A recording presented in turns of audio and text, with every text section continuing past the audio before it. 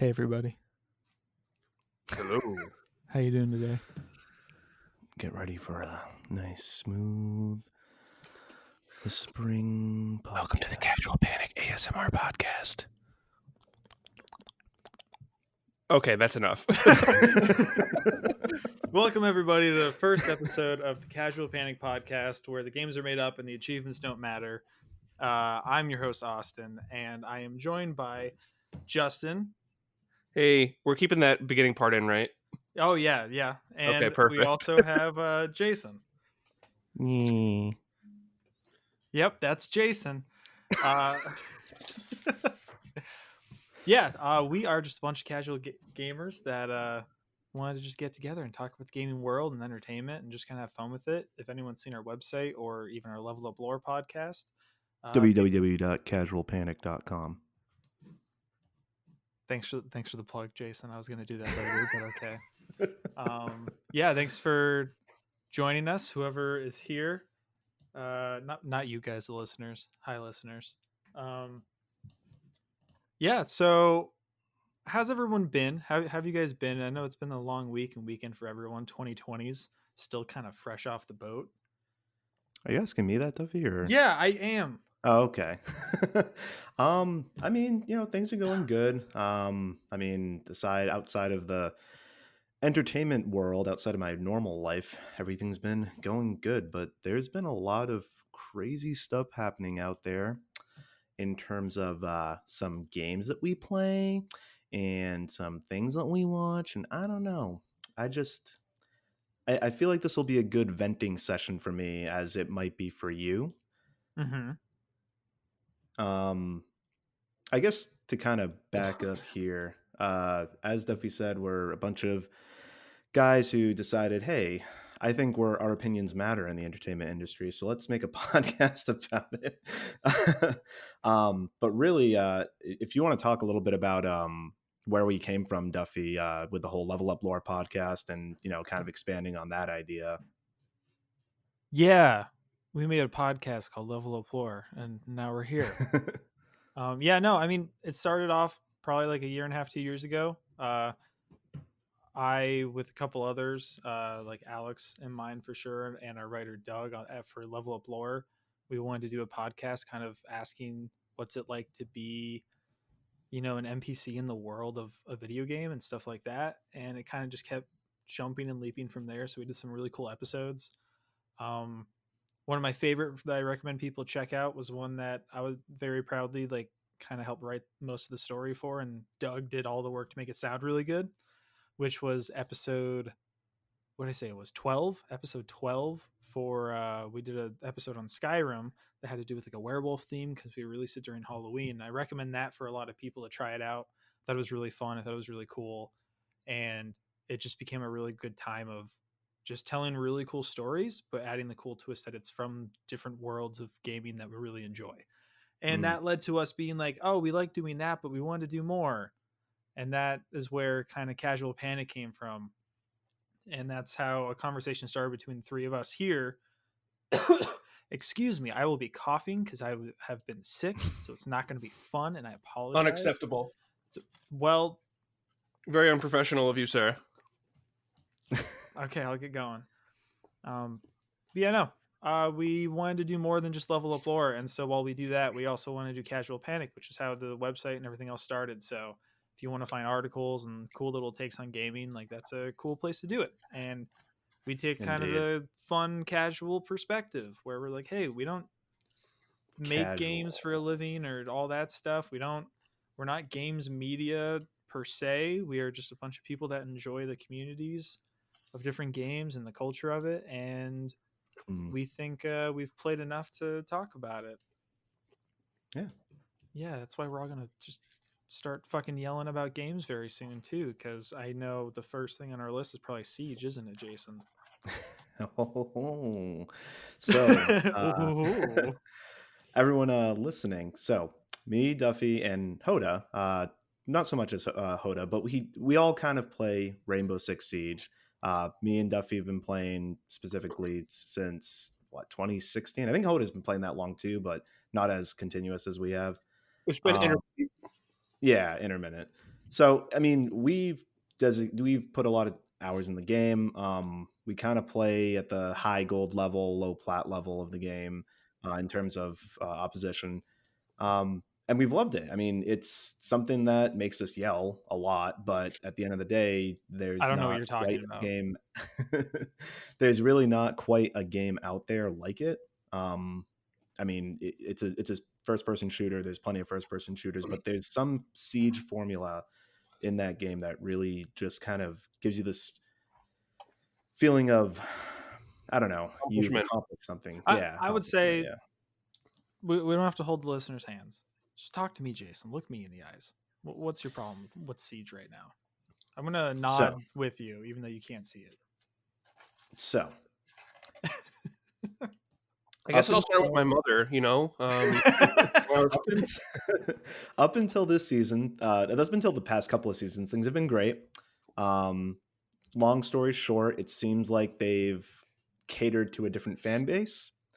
And with the most recent update, they have definitely quite possibly gone off the deep end a little bit. They included a dun dun dun battle pass, and I They just have fucked so us. many feelings That's what about it. happened, Jason. They fucked us. I've put money in for the season and yearly passes, and they went, "Oh, well, one more thing. Give us money for this as well." So Ubisoft, I know you changed some of the people at your teams working on Siege. I'm not happy about it right now. Nah, I That's just don't my like it. opinion. Don't like it. So the past 4 years we've been playing, I've basically, I supported the game from the beginning. I've purchased every single year pass. It is my top played game on Xbox, and I don't know. I think they drank a little too much of the Fortnite Kool-Aid on this one. And it's not even just in the battle pass too. I mean, even the skins that they're making, the events that they're having are just very, I don't know, just too not Over the top. military. Yeah, like Yeah. it's not as grounded as it used to be, and that's what I kind of feel like is, as Duffield said, they have had a change in personnel there. I don't know if that has a big thing, to go along with it, but I don't know. I don't like it. I think that as a loyal player, I don't think I need to put any more money into this game. I pay for the year pass because I want to keep supporting the game, and also I don't have the time to sit there and grind out each operator. Like I just want the new ops. So fair enough, I'll buy it. But I think this battle pass is just silly. Obviously it's optional. I get it. It's just cosmetics, but I just think it's silly. I think that comes down to like it's a big thing in a lot of games now is that they one thing works for somebody and then every other place is like we have to do that. That's the only way we're going to make money is if we do that. Yeah. They like when PUBG came out or even PUBG even what was it DayZ or H1Z1 all came before that. Mm-hmm. PUBG Yeah. just blew up in terms of popularity and then everyone's like, "Yep, everyone make battle royales." Yeah, It's I like think it's Fortnite wasn't supposed to be a battle royale, but look at how that turned out. yeah, and I think Mm. it's a huge issue of the whole people asking that's old question or like making that statement of like it's not who did it first, it's who did it better. And sometimes people overuse that statement and it feels like that's a moment with Siege where they're like, well, we're not the first to do a battle pass, but let's do the best one we can. But the Mm. problem is they already had a like money making system in place that kind of goes against that, where it's the whole when you get this pass, this is exactly what you'll get, you'll enjoy all this stuff, you're good to go. But then they piled this on top of it and made it this even, in my opinion, more annoying issue of okay, here's this extra piece that's going to go with it and all this stuff that you think looks cool you're not going to get unless you pay into this seasonal battle pass. And if I wasn't already paying for these other passes that go along with the game, I wouldn't be bothered by it. But they've clearly added on to it. And for me, it's the first thing from Siege where I'm like, I'm not giving you my money for this. I normally am cool with it because I played so many hours of that game. And I mean, that's another story is like I feel like we've kind of dwindled the hours we put into the game just because it feels like culturally it's changed a bit in the community. And also it feels Yeah, I like agree. gameplay has changed with each update. Mm-hmm. So I guess they kind of finally it tilted in the favor of me being like, nope, I'm done. I'm not doing that. Yeah, I mean, to go back to the gameplay, I don't know. Maybe I'm crazy, but did they not attempt to fix crouch spamming at the bare minimum and Yeah. They always lean spamming? they always say they're Does it doing seem like they removed that quote unquote fix? Because this is just a quick sidebar. Because I'm pretty sure that there was a feature that prevented you from crouching really quick, and now it's gone. I don't know. They made it so that if you were spamming it, it would slow down on a curve. So like the But first it doesn't couple do ones that were really anymore. fast, but then if you kept doing it, it would slow you down significantly. Yeah, But but it feels like it they never had removed an that. effect. Yeah, it just seemed like they, Oh, I don't know. It, the game has all these issues, and if you want to be like, we constantly joke that Tom Clancy is rolling in his grave right now, and I kind of stand by that statement. I mean, it's not really the same tactical shooter. People constantly say like, I'd rather have a fragger on my team, like I'd rather rush the objective and get all the kills. It's like, what happened to the game of chess? You know, like it's not really that anymore, in my opinion. Well, yeah, it's really just a game of Fragger versus Fragger because I'm willing to admit I play 3 speeds more than I play 1 speeds, but even then, even if I run into a place, it's not like I'm running into the person that's holding up the room really well. I'm running into the people that are trying to hide in random corners and run around and uh play like maniacs because the only way to kind of succeed right now in that game is to be unpredictable with where you are in the map, which doesn't feel like you're actually defending a point. It feels more like you're just trying to get like this sort of scary movie moment of surprise on someone. And Yeah, it has its fun moments, and I understand that a game wants to build its personality and have their characters have personalities, which was always an intent with all the characters they'd add into the game. right. But it's one of the first times where I've been like sort of uninterested in what's going on. Like I like trying out the new characters and all that, but I've been finding that we've all sort of been reverting to playing Overwatch more now because at least it's held a lot Mhm. of its consistency with how the game flows. Like yeah, it's made big changes with like this whole 2-2-2 sort of setup when you play these competitive games and all that. But it still feels the same when you want to use certain characters. But I feel when I play Siege, when I jump on certain characters or things like that, things get nerfed and changed so much in an effort to quote unquote even the game out that they start losing things. Like I played Smoke the other day, and when I was playing as him, I'm like, ah, cool, I don't have impacts anymore, which was like a vital thing for me to play as him Right. because it allowed me to switch between rooms if I needed to when I was trying to smoke people out and change my positioning. And now I can't do that because they felt they needed to change all these different things to counteract how they all work together. And don't even get me started on the clash situation that keeps happening Oh my every god. update. Clash is an operator that I feel like at this rate should have never been added to the game if they can't balance her properly. Like, and it's, well, actually, it's not even balancing, right? It's literally just like people. I don't know. It's such a culture of sweat and people very much, trying to win, and I just feel like there's no pride in how you win anymore. It's just find the best exploit and use it to your advantage. I don't know. Yeah, which I mean, a lot of games are like that. And also, side note, the only good thing that came out of Clash being added to the game was just the line "You fucking muppet," and that's the only thing that I like about it. Um, but yeah, I I mean, love the Muppets.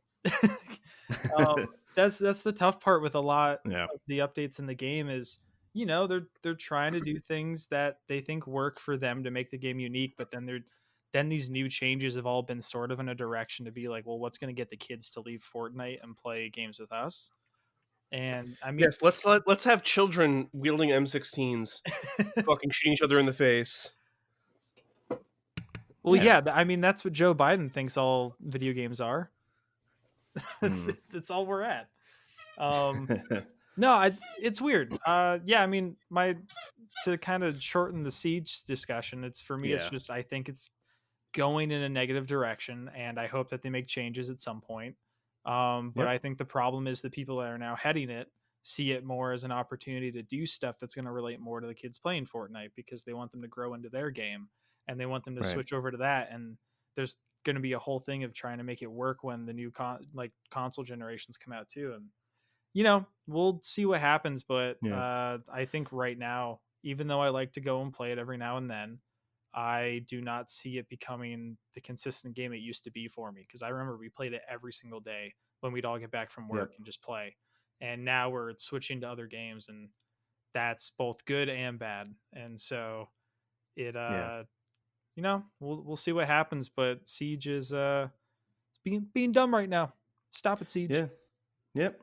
I'll add my last note. I mean, as I said, it's a game I've been playing a long time, and I think that I want to see it succeed, but it needs some work. So we'll see how it goes. Road to 100 ops. Let's see if we can make it there, and let's see if I'll still be around for the ride. Yeah, for sure. How about you, Lex? You were totally angry. How do you feel? I don't know, man. I mean, game companies need to stop nickel and diming people for content. Just give me a fucking game and let me play it. Hmm. Like Well, EA, okay. man. Fuck EA. Fuck Ubisoft. Fuck Epic Games for powering their way into the market. Like I guess now fuck Bethesda, right? fuck. Oh my god. That's just a fucking train wreck at this point. Like Todd Howard's like, okay, so our game is really shit. Nobody plays it. What should we do? And then some guy's like, fix the game. And another guy's like, make them pay monthly for it. It's like, fuck, genius. And then he's like, I know. Son of a bitch, I'm in. We'll just Son of a bitch, port I'm in. Skyrim somewhere else. Port Skyrim to the N-Gage. That's actually how you save Fallout 76, though, is you port Skyrim onto just some computer screen in Fallout You just 76. Port and people Skyrim to play Fallout it. 76, yeah. Yeah. Speaking of medieval fantasy games, Laux, you've been playing a lot of World of Warcraft because I know there was a new update. How's that been? Yeah, so it's good. I mean, it's definitely something that they're just trying to put out there so that it can hold people over for a little bit before the next expansion comes out. And I think it's fine. The content is kind of time boxed though. Like there's these new things called horrific visions where you enter the mind of N'Zoth and you have to complete objectives within this like twisted world that is like reminiscent of the capital cities, and you have a sanity bar that depletes, and my dogs are fighting in the background. I swear I'm not Michael Vick. um and but if you fail you get nothing, and if you don't do enough Damn. you only get like some currency to increase your chances of succeeding, but you can only do it like I think 3 or 4 times a week maximum. So it's like, is there really like, it just feels like they're kind of time boxing you into not being able to grind through this, even though it's going to take time anyway, just because they want it to last, Gotcha. Like I feel like if you need to stop people from playing your game or Sure. playing a part of your game in order to keep them playing longer, that's not a good business model to go off of. Your game should inherently be fun and challenging, and that person could play every single day. So I don't know. That's my two cents on that kind of game mechanic. Speaking of WoW, Laux, how's Classic? Like that was kind of all the rage for a while, and I don't know, is it still active? Are people still playing? Yeah, it? a lot of my friends still play it. I haven't been into Classic as much lately, because I wasn't really playing WoW at all until this new patch came out. But yeah, I mean, Classic is still there; it's still going. People are still playing it. I'm pretty sure the numbers are still pretty high, and probably better than retail.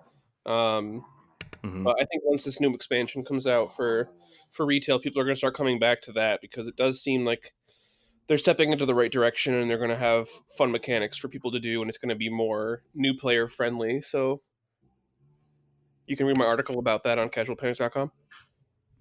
Nice plug. All Yeah, right. no, that's good to hear. I had something else to say and now I've forgotten. Um, I mean, I don't know if you guys want to talk about like, I mean, we kind of missed it by like 26 days, but I don't know. I feel like I've always wanted to have a discussion with someone about their top games of this past decade, or even just this console generation.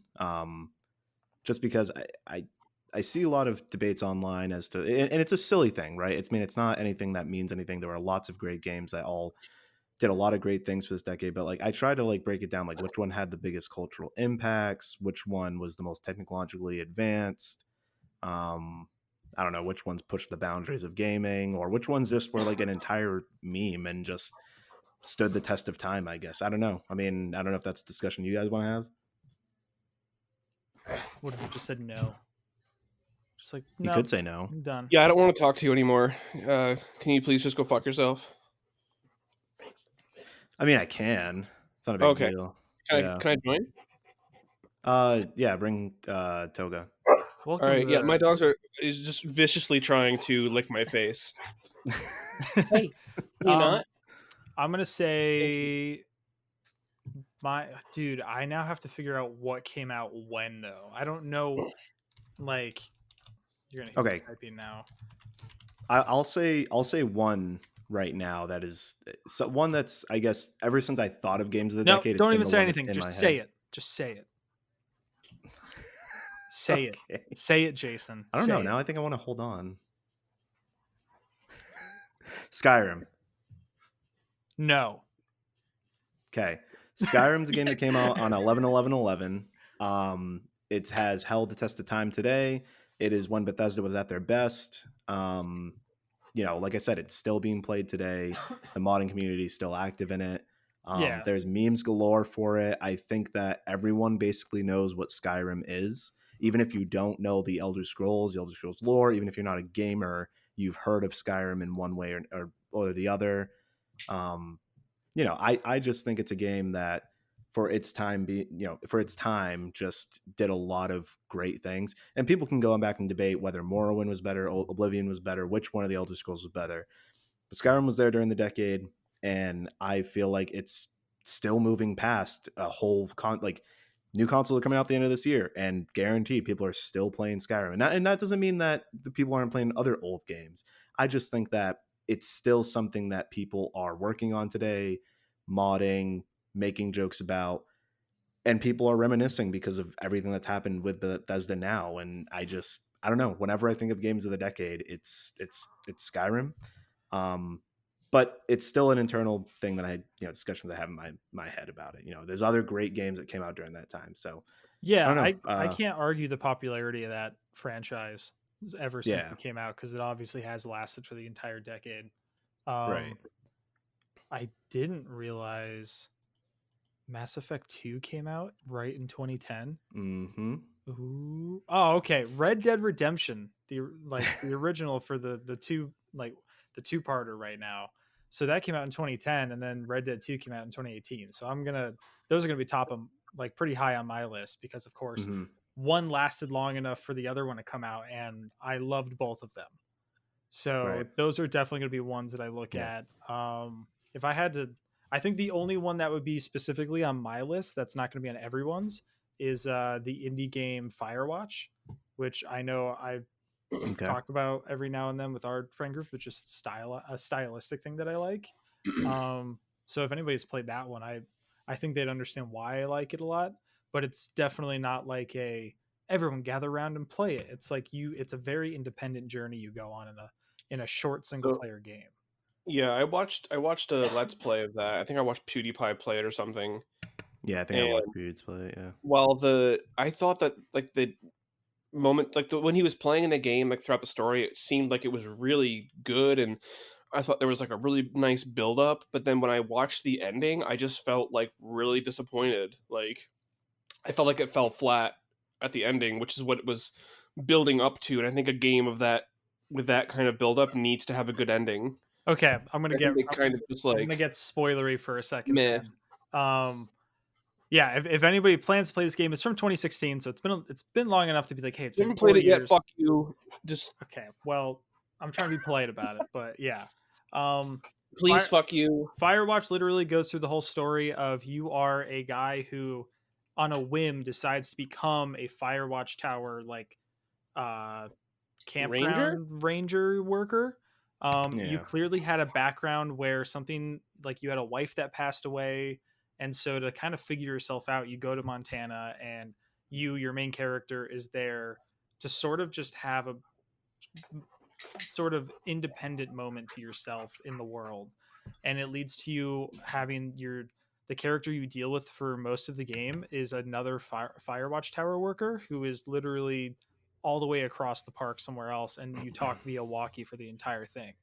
And then what feels like this mystery building up of like government conspiracy mixed with like a murder mystery for a half a second ends up becoming this very like the ending ends up being this whole thing of like there was a kid and a father that went missing when they were hiking there, and you didn't know what happened, and the whole time it's leading you up and building up to this whole like maybe it was the government, what the fuck is going on here? And then you get to the end and you're like, oh, turns out that what looked like weird secret government stuff is people just doing environmental testing. And what happened to this kid and the father is uh the kid like slipped and fell and died, and the father, unable to agree with it and worried that people would like be mad at him or blame him, and he blamed himself, he kind of just secluded himself in the mountains as like a mountain man for a while, and like even left a note to be like, I'm sorry for what happened, and kind of moves on. And so it's a story that sort of has a weird bittersweet ending that it rises you up in emotions only to go, no, it's actually a lot simpler than you think, which I thought from a writing standpoint was pretty cool. And I actually really enjoyed it because it plays a lot to how a lot of people's minds wander when trying to solve things and figures things out in the world. And it tries to answer that question of like what really happened with all this stuff. But the reality in most cases, and that's the whole point of the story, is that it's a lot simpler than you think, and in many times can be more disappointing than you think. I mean, take the way people react to all these big movies that come out through Star Wars and everything else. Like they have all these crazy expectations and their minds go all over the place, and then all of a sudden it's like, no, this is it. This is what you're going to get, whether you want to like it or not. Here it is. And it's the way you react to that stuff that plays a huge part. And that's why I think Firewatch is such a interestingly told story, because it kind of sorry, it kind of forces you to go along with that mindset and then be forced to kind of come back to earth for a second. So, but I can see how some people see it as very underwhelming. I thought it was kind of beautifully written the way they do that. I think that comes into like the whole thing where you're saying, oh, they build all this stuff up and then they make it come back down to earth and it's more simple than you think. That Mhm. sounds like a Ryan Johnson way of writing things. Except they only do that in the ending. Ryan Johnson Right. has to give you a twist at every moment he can and be like, you thought it was going to be like this trope. Turns out I'm going to do the exact opposite because I think I'm a clever writer. No, Surprise, that's not how that motherfucker. works. Yeah, exactly. But just But like yeah, 10 times. Some fires, motherfucker. exactly. Uh, so Firewatch is on my list. I really liked it. It's one of those things I always tell people it's worth trying out. If I were to look at the other list of stuff I'm seeing, Halo Reach actually came out in 2010.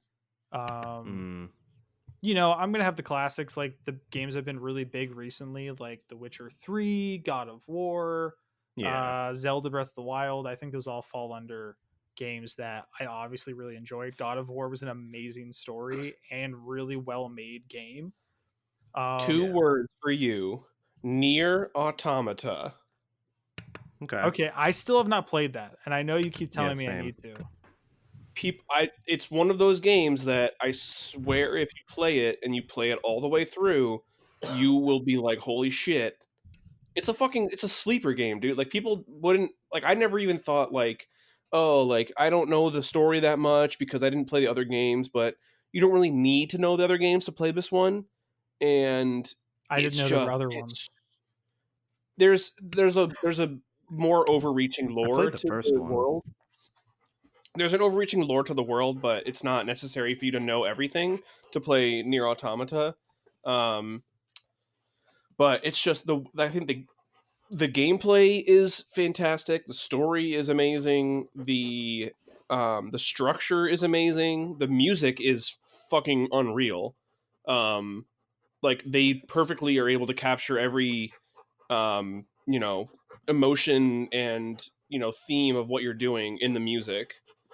I mean, I definitely want to go even and just play it again, but yeah, I would 100% recommend to anyone who hasn't played Nier Automata to do so, especially because I think it's on sale now. Yeah, I'm sure it is.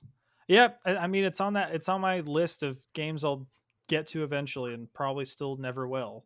Yeah. So it's there. Oh, also, Bioshock Infinite came out in 2013, so that's definitely like top 2 or 3 for Mm, me. I yeah. loved Bioshock Infinite so much. For me, it's arguably like the best Bioshock game. I know everyone's gonna say disagree with me, but I just thought it was so good. Maybe I just like the style of it. So that's clearly one that I really liked. There's stuff probably on PlayStation that I haven't touched fully. I didn't play a lot of PlayStation over the years. Unfortunately, I've been doing Xbox and PC mainly. Like Spider-Man was on there. There's going to be the Naughty Dog games are obviously going to be big ones for people. Yeah, for sure. I mean, Last of Us by itself, I mean, that game, um, I don't own a PS4, but I've played The Last of Us, and the storytelling, the gameplay, it deserves a right. It deserves a place on the top games of the decades.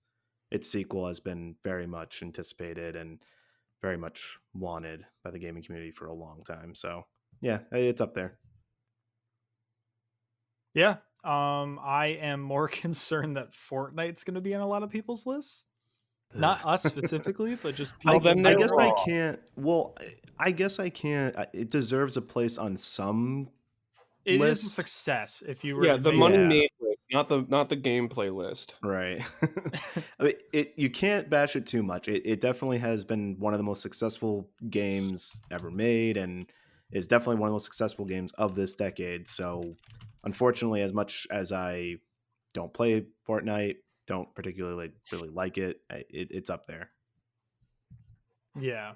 Um. Oh man, there's one game that just missed the mark because it came out in 2009. Minecraft. All right, guys, that's it for the podcast today. We'll If you're not going to tell me that's a successful game, I don't know. I don't know what to tell you. It I was think it's literally the most Legos for the successful video game game, I think world. right? Minecraft in 4K was the biggest announcement of the decade. It's the um. only reason to own an Xbox One X. Hmm. Oh yeah, for sure. Oh, I am going to throw it out there for the amazing soundtrack that it had because it was the first time a game, like the way they built the soundtrack around the game was actually intentional to make it so it could change while the gameplay is happening, and that's Doom. Not Hmm. only was it just a well-made like game to play, but the effort that went into doing the music around it was like you should look up and some behind the scenes. It's amazing. Yeah, what's his name? Mick Gordon. I think so. Yeah, I watched those behind the scenes things on YouTube, and they're awesome.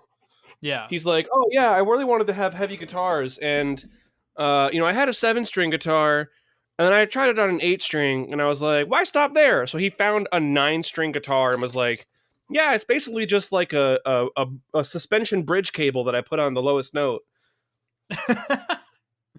Yeah, no, like he put in some serious work, and what's so cool about it is like the intensity of the moment in the game will change the music.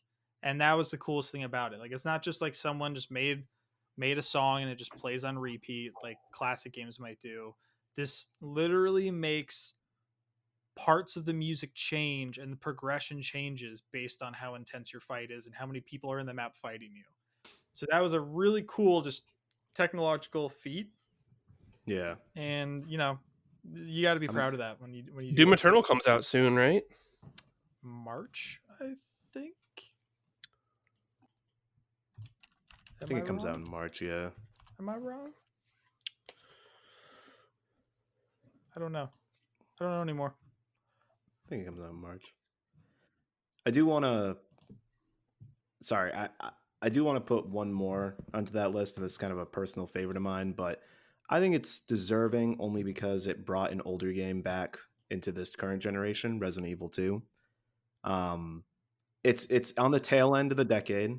It's definitely on the tail end of the decade, but their ability to bring back one of the most beloved entries in the franchise, bring it back for a new audience and old audiences, and it was one of the best. I think it won some awards for Game of the Year for 2019.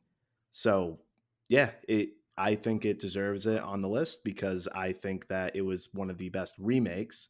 I guess the debate could be if it should be considered Game of the Year when it just copied and pasted from a previous game, but it really didn't. It remade the whole thing. It was an entirely different game. All remade, right? Like, Yeah, it was an entirely new game as much as it was the same lore and all that stuff. right. But I think it deserves a list just for the sake of wow, this is how you do a remake. This is how you bring a Hell, game back if from they the dead. remade Ocarina of Time again, I would buy that in a heartbeat and Oh give it a game. yeah, Breath of the Wild style with the Ocarina of Time. Hell yeah, Oh definitely. yeah.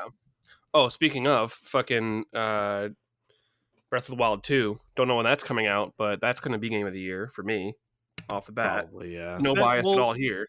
there's the rumors of co-op too, which is all I wanted from the first Breath of the Wild was to say, imagine Yeah, if I could that just would be jump into super this open interesting if they world. were able to incorporate co-op playing as like I don't know, I don't even know, playing as Zelda maybe. Yeah, maybe. Maybe. Even if they I just mean, went, wouldn't it be so hey, cool if Zelda was a girl? you... yeah, dude, that'd be Wait, what? awesome. No, but even if they just went, hey, you'll just be like a version of Link with like brown hair, so you can tell the difference. That's what player 2 becomes when you join that person's world or whatever. Anything to just go play the game and have fun doing that and be like, hey, let's go just take our bows, go find our horses and ride around and do some cool shit. I'm gonna take my horse to the old town bow. I'm gonna kill Ganondorf some more. All right, everyone. Now's our halftime with Justin Laux. Hey, that was all off the cuff right there. Don't tell me that I'm not a musician. Now that we're talking about new games, I mean, there's Doom Eternal, there's eventually There's no new games coming. Zelda, Nothing new. but games that are coming out. I mean, I'll just start saying I'm really excited for April with Resident Evil 3. There's been a lot of delays No. for other games, but this one is still Can you guys tell that their Jason likes release date Resident is still Evil? there. Yeah, I like Resident Evil, but no, I mean that's the game that I'm excited for. Obviously, we have other games coming out. I don't know which one you guys are excited for. I Cyberpunk. can't even remember right now. Cyberpunk got delayed, and that was kind of a bummer. Cyberpunk. I think I'm the only person in the world who's like not trying to hype Yeah. up Cyberpunk because I don't want to be disappointed. Mm. I've gone in with no expectation right now. I think it sounds cool as someone Yeah. that wants a game that feels like Blade Runner 2049. I think that's the closest I'll get. And I'm not in a rush to do that. So I did not care that they delayed the game. There's a quote from like Jackie Chan where he's like, if you're gonna do something, go all in. Don't. No one is gonna hear you when they're in the theater going, well, we didn't have enough time to do that shot correctly. They're only going to judge it based on what's released. So if they got to Right. take the time to fix it, go ahead and fix it. No, I completely agree. I would rather a game get delayed a year and be amazing than have it come out a year early, Fallout 76, and have it be just complete shit. Yeah, I'm hoping that this is a trend for a lot of companies to want to do something better, and I hope it falls under the line with a lot of like smaller gaming companies too, because rather than people just keep releasing these like early access things or releasing the game early and then just adding updates to it, you know, uh, let's not forget about Anthem when that came out. There's Ew. these games that have a lot of potential and they're just messing themselves up and making themselves a game that's not worth getting because they're like, we just want to get it out by this deadline because the people above us said get it out by this deadline. Whereas, CD Projekt Red, who've worked on big games before, and it's not like they're not buggy when they come out. Sometimes there's probably going to be bugginess with Cyberpunk still, but it's going to be a lot better than if it came out, months earlier. So I'm totally fine with them wanting to do what they can to make the game as polished as possible and Yeah. as good as it can be so that the story works. And the fact that they're saying like, oh, we've built such a big world that we're proud of that we want to make sure it all functions properly. Yes, go ahead, do that. Yeah. I mean, that's the way they, The Witcher 3 and how well it was received, and how good of accomplishment that they made. I mean, I am basically I'm backing on them. They know how to make a good game. I'm sure they can do it again. But I mean, again, they bring up Bethesda again. They know how to make good games, but what the hell happened? So Yeah. that's the things that I'm kind of You're worried about. breathtaking. I like to view CD Projekt Red in the same way I view Rockstar right now, where if they say they're making a game and they're like it'll come out when it comes out, I go cool, can't wait, it's gonna be good. Yeah, Like yeah. I They definitely have didn't that care. same that Rockstar sort of, like, they take their time with their games. Their games are they're not every year they got to pop out another one. They're a smaller ish company that works on games and takes their time. So I'm definitely looking forward to it, and I think it'll be good. I mean, we'll see. We will see. Yeah, I'm definitely looking forward to it. Speaking of CD Projekt Red and Witcher, can we talk about the show real quick? Wait, Yes, we Justin, have can. you seen the show? Yeah, I What? think he has, What? right? The Witcher? Yeah, Yeah. Yeah, you yeah. finally watched it all? I watched all like 3 months ago. Did you? I thought you. Yeah. But Well, it came out a month ago, so that's pretty impressive. Yeah, I got early access. oh no, you haven't seen Mandalorian. Yeah. Yeah, that's the one. Yeah, Yeah. Um, I ain't giving Disney a fucking dime. I said sign up for the free week and then cancel. Just They don't need my money, Duffy. but Duffy Plus. Shut the fuck up. but Mandalorian's really good too. I think you should watch it. Yeah, maybe. Would you stop? So Even The he's Witcher. telling you to watch it. Yeah, okay. The Witcher is really good. I said this before because I know we had like a discussion about it a while back, but Yeah. and there is a review up on casualpanic.com. Yes. I can see why anybody that doesn't know anything about The Witcher beforehand would maybe not be enjoying it or would be very confused. Mm-hmm. But as long as you like look up a little bit of like Wikipedia lore on The Witcher or even just Witcher 3 and kind of understand basically the three main people in it, it's a good time. Yeah. There's some time jumping, which is totally fine to like set up a first season because I don't think they're going to keep doing that. No. But I enjoyed it, and I was saying to you, Jason, the other day, like it's pretty cool that you can make a character that's pretty convincing with Henry Cavill. That half of his lines are him going and then the other half is him just saying fuck, and it's like cool, like that's and people Let's still go. think he's Yeah. a deep character. I thought it Yeah. was really cool, and I was pretty happy with that. And the Toss a Coin to Your Witcher song is stuck in my head still to this day. I sing it at Yep. least once a day. Oh, Valley of Pain and Soul. Yeah, that one. The whole Valley of Penises? Um, Sign me up. yeah, I liked it. I didn't understand some of the critics. I mean, wasn't it like they weren't actually It was watching? too harsh, dude. Yeah. Yeah. No, I read some of the articles out there that were actually roasting the critics, and apparently there were some that watched a couple episodes, skipped ahead. They just really weren't giving it a chance, I feel. I mean, it's so divided on Rotten Tomatoes. You look at it and it's like the fan base or the viewers are giving it like in the 90%, high 80%, and then the critics are giving it like a 50%, 60%. So I agree with the viewers. I thought it was very good, and if you check out the review, I gave it a pretty decent rating. But anyways, it was Nice plug. it was it was great. I wouldn't say I'm a super fan of The Witcher. I've played all the games, haven't read the books. But actually I've played most of the games. I played all of 2, all of 3, a little bit of 1. But even just that, watching the show and just seeing the characters come to life on screen, they had a star-studded cast. The story was confusing. I will agree with some people and say, it was confusing. Episode 2 especially, I was like, I don't know what just happened. But it was good. And once you get through the whole season, it kind of all wraps together and you kind of appreciate as a viewer, like, wow, that was actually very smart writing, and it all made sense in the end. And these battle scenes were awesome. The scenes were very dramatic and tense, and the visual effects were fairly decent. I know people are kind of dissing the Nilfgaardian, what they're calling the ball sack armor. Oh. um, but You mean armor for your ball sacks? Yeah, dude. Yeah. Oh man, where can I get that at Dick's? I think it's called a Uh, cup, right? yeah.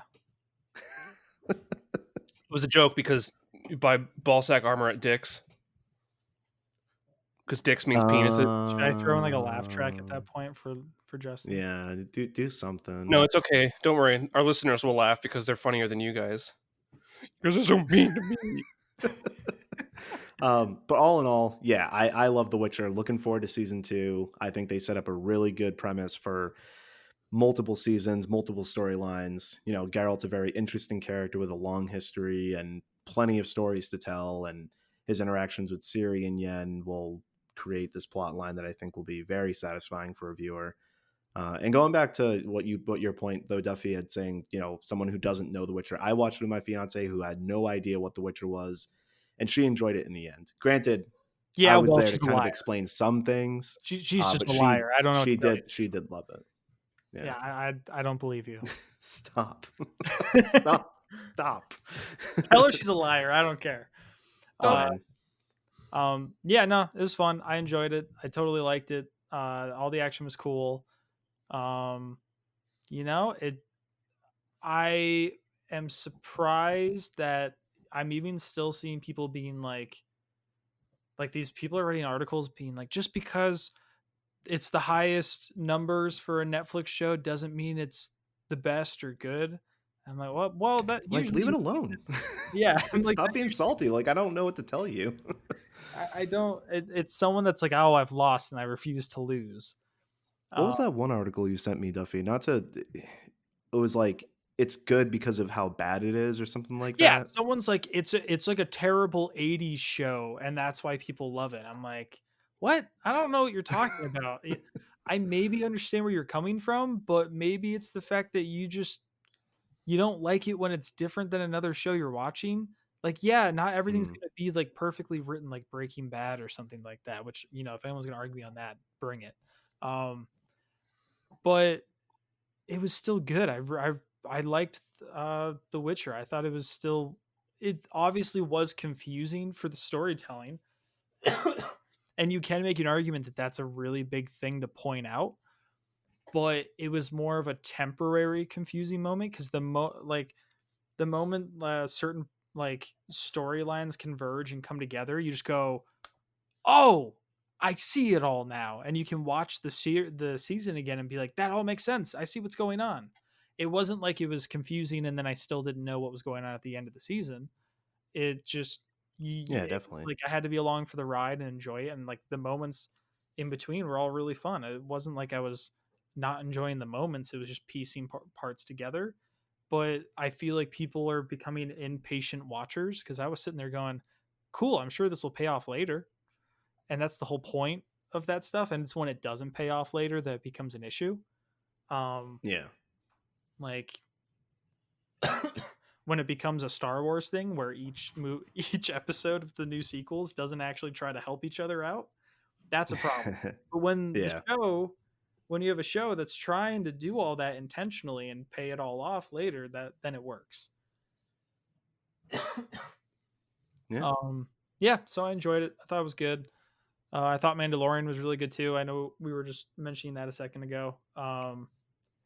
Yeah, for sure. That's all I'll say for now because I feel like so many people have watched that as well. I think Mandalorian is the best Star Wars that you get right now from Disney, alongside like Rogue One and stuff like that. That's my opinion. Yeah, right. I think that's where people should go watch stuff. And then my movie recommendation of the month is go see 1917 as soon as you can, because that's a really good World War I movie and just a really well shot movie. And so, Austin's recommendation, go see it. Where's the review on casualpanic.com? This is it. It's good. Did someone say casualpanic.com? Casualpanic.com, where I can go check Casualpanic.com. out all things about entertainment and video games. And keeping your dick fat? Go Well, to that's just the ads that show up at the bottom. That's not an actual article. Calm down. Casualpanic.com. Keep your dick fat.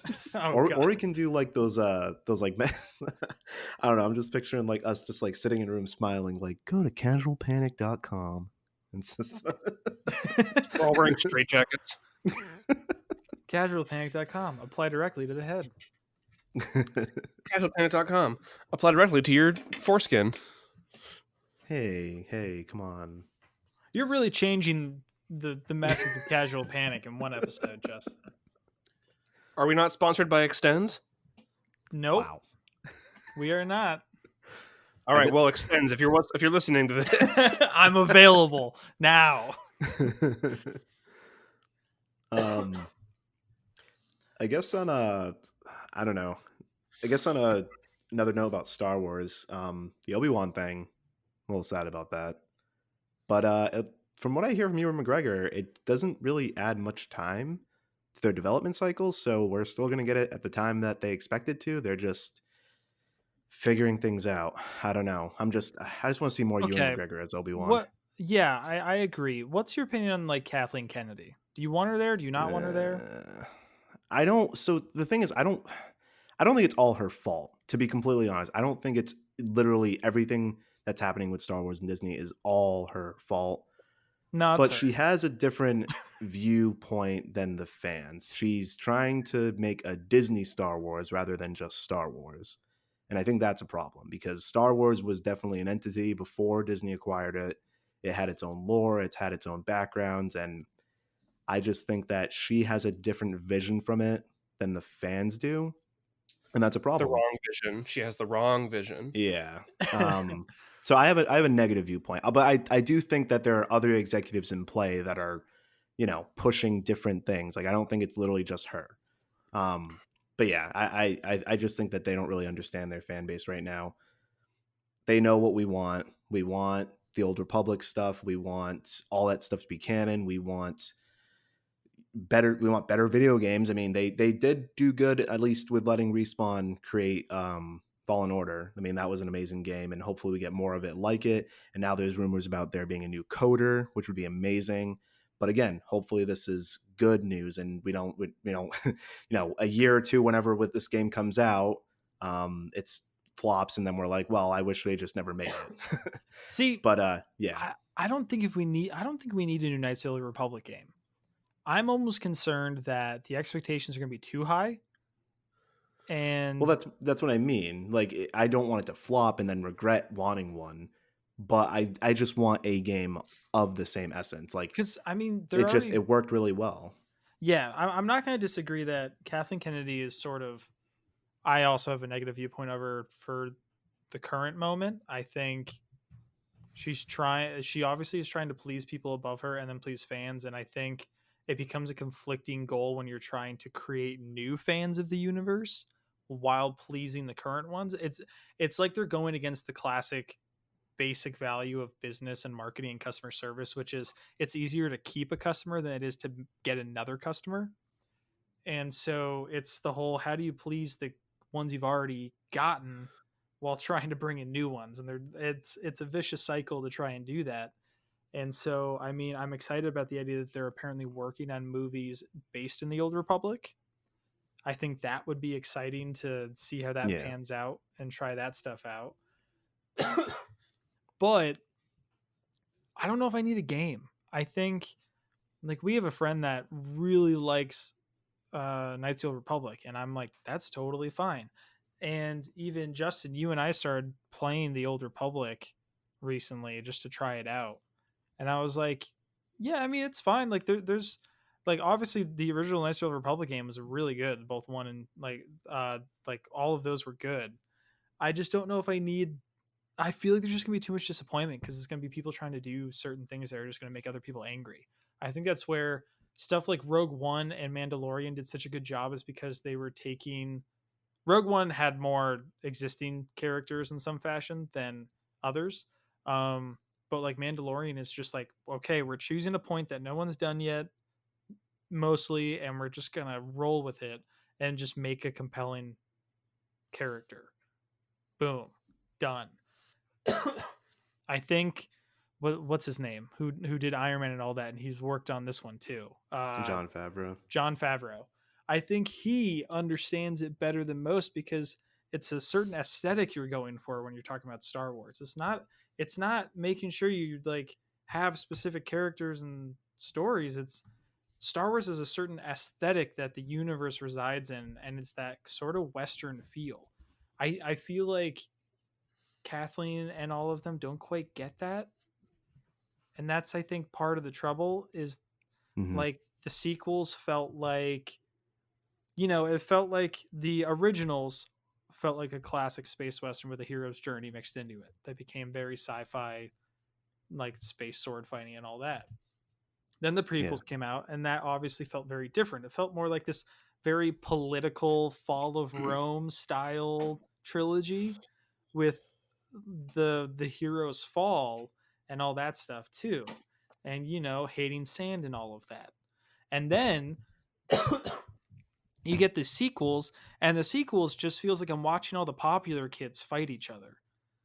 And I'm the kid that's sitting at the lunch table on the other side of the room with all the normal people going, what are those fucking kids doing? And that was Hmm. sort of an issue that kind of happened, like, because that whole sequel trilogy, when it's all put together, doesn't look good. There are individual and awesome pieces to each movie with arguable moments in all of them. And I think that's where you can see that Disney and Kathleen Kennedy specifically with Disney doesn't quite understand how important it is to build the universe beforehand and then explore it. I just think it depends on who's going to jump into it and have fun with it.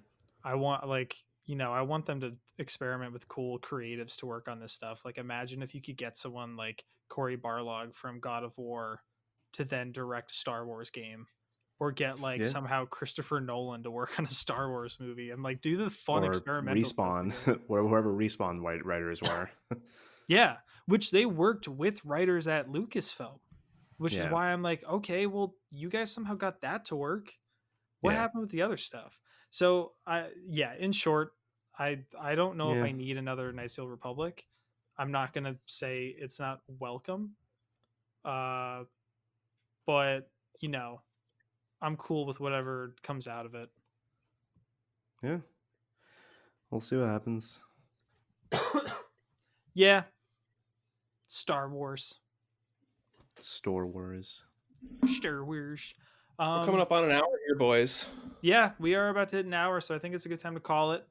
Uh, thanks for everybody for joining us and listening. I'm sure these episodes will get better as we go along. I don't mind being transparent with all of the people out there. We're looking to improve on this little series of us kind of chatting and just talking about the stuff and seeing where it goes. So if you ever want to see any topics discussed, we'll be doing this weekly. So keep an eye out for that. And yeah, so thanks again for checking us out. Make sure to go to casualpanic.com to see anything else we're up to. We're looking to do some YouTubing stuff as well. So plenty of stuff in the works, and this will just be a fun little side piece to it all. I mean, yeah. So as Duffy was saying, check us out on casualpanic.com. We want to do a whole lot of things between this podcast, our Level Up Lore podcast, and just everything in the entertainment industry and video games. And we hope you had a good time. Catch us another week, maybe 2 weeks. I don't know. We'll see how it goes. But yeah, thanks everybody for listening, and we will catch you all later.